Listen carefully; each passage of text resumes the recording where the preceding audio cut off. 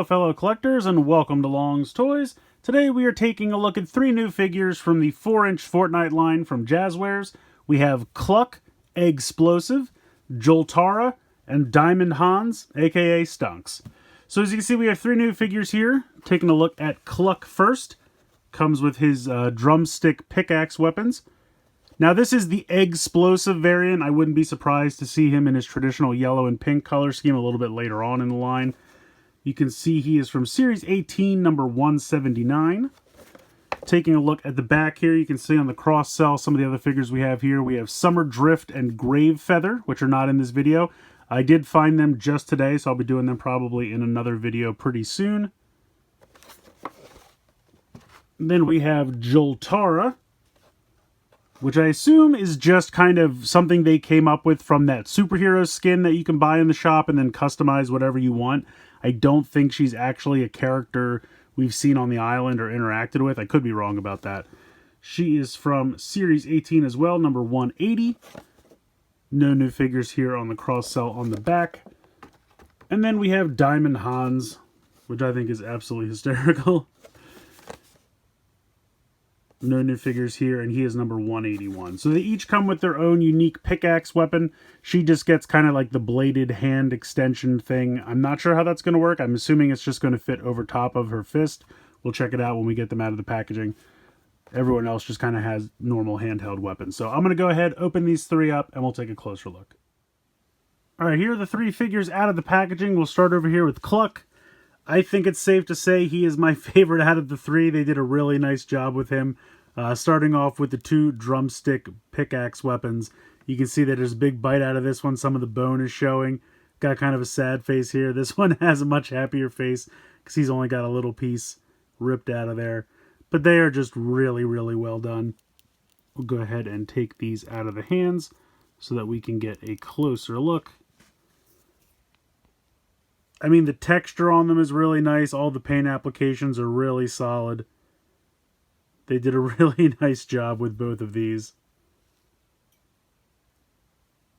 There's a little bit of kind of tooling here that I just have to break away, but really not a big deal. Get that off of there.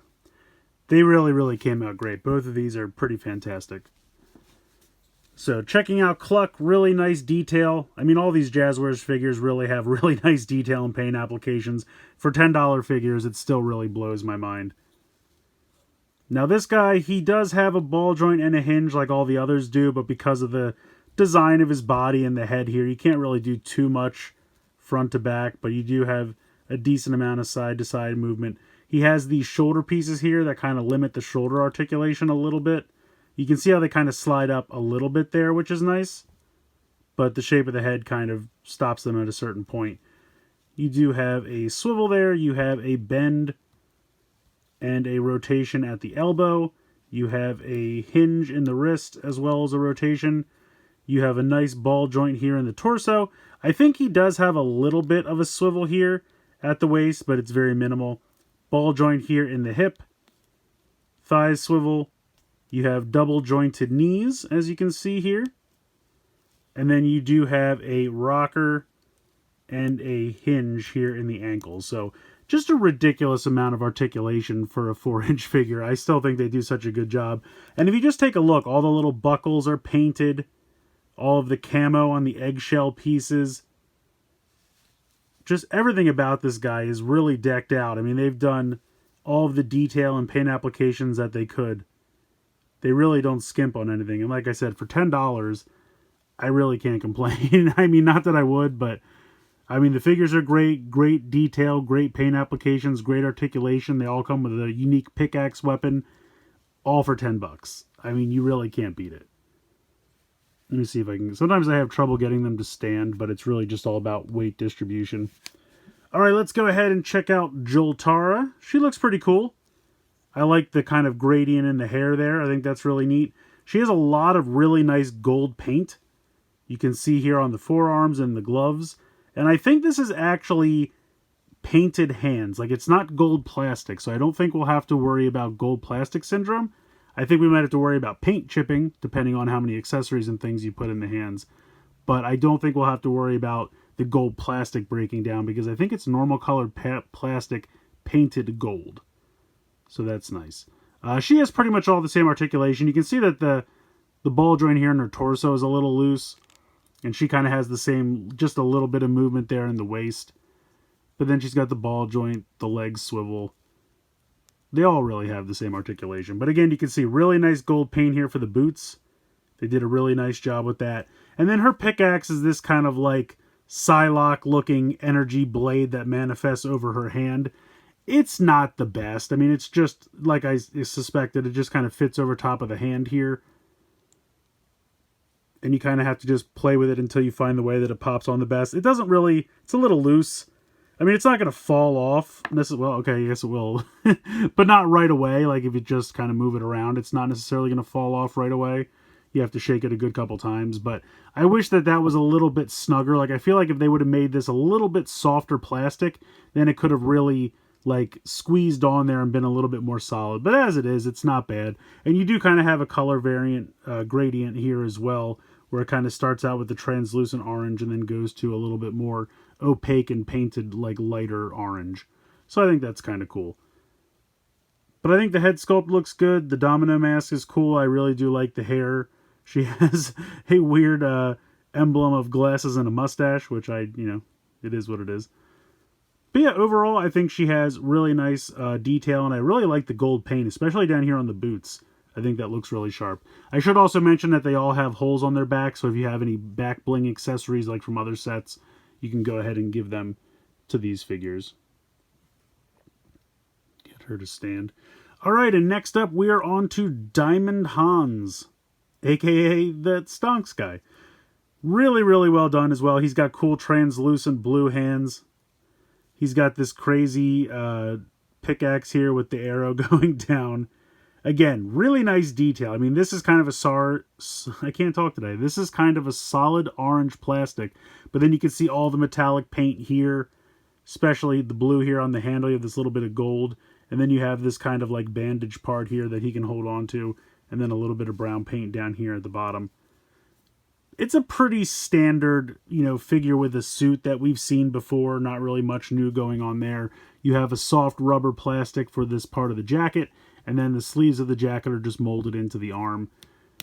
You can see, though, underneath, he does have kind of like a white, I guess, for the shirt, kind of painted on the bottom half of the shoulder joint, and then the joint itself is actually kind of a opaque, like white plastic. And you can see it a little bit there, which is kind of a bummer, but overall it's not that big a deal. And then he's got kind of a soft rubbery plastic for the tie as well. It's kind of stuck on there. I don't think it's moving at all, but it is kind of a softer, not as soft as the jacket is, but it's not as hard a plastic as like, the legs or the arms. Head looks good, simple, but really nice detail there. And of course he's got the hinge and the ball joint. So he's got the ball joint at the base of the skull and then the hinge at the base of the neck like they all do. And again, you can see like the belt buckle is painted. He's got some torn pants here around the knee, down here around the ankle as well. But otherwise, he's probably one of the simpler figures in terms of detail and paint applications because he's just wearing a suit. But they really went all out on the pickaxe weapon. And I do like the translucent blue hands for that diamond hands effect, which I think is really cool. But again, he's got all the same articulation that the others do. And he's got the hole in the back. He even has the hole through the jacket so that it does line up. So you can give him a back bling if you choose. So yeah, honestly, I really, really like all three of these. I think Cluck's probably my favorite out of the three. He's just got a great design, really great detail and paint applications with all the buckles and weapons and things all over him.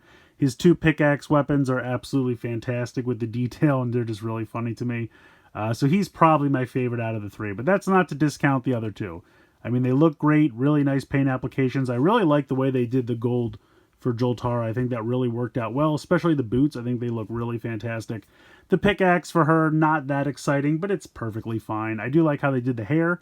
I think that's cool to have the hair go from the black to the red. I think that works really well. And then, of course, you got Diamond Hanz. Again, kind of a more basic figure because he's really just a guy in a suit, but they really nailed the head. I think the head sculpt there is perfect. They even have a little bit of like, torn pants around the knee just for a little bit of a detail effect. And, the few paint applications that he needs, like the belt buckle, are all really done nice and sharp.